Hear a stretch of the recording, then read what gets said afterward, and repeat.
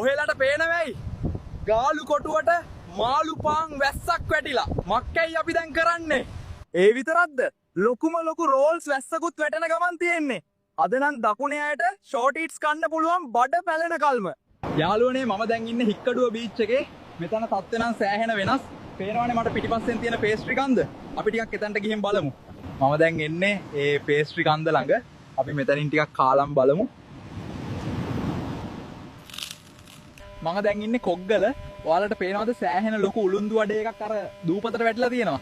දන්න අය පුළුවන් නම් කියන්න බලන්න මේ දූපතේ නම. පුදුම රසක් තියෙන්නේ.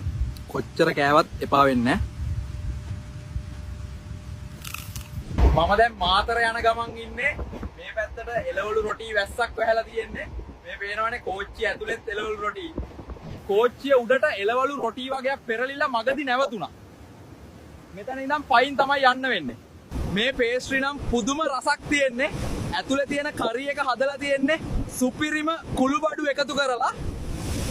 මතක ඇතුව ඔයා දන්න ෂෝට් ඉට්ස් පෙරේතයෝ ටික මේ වීඩියෝ එකට මෙන්ෂන් කරන්න. අපි තව වීඩියෝ එකකින් හම්බෙමු.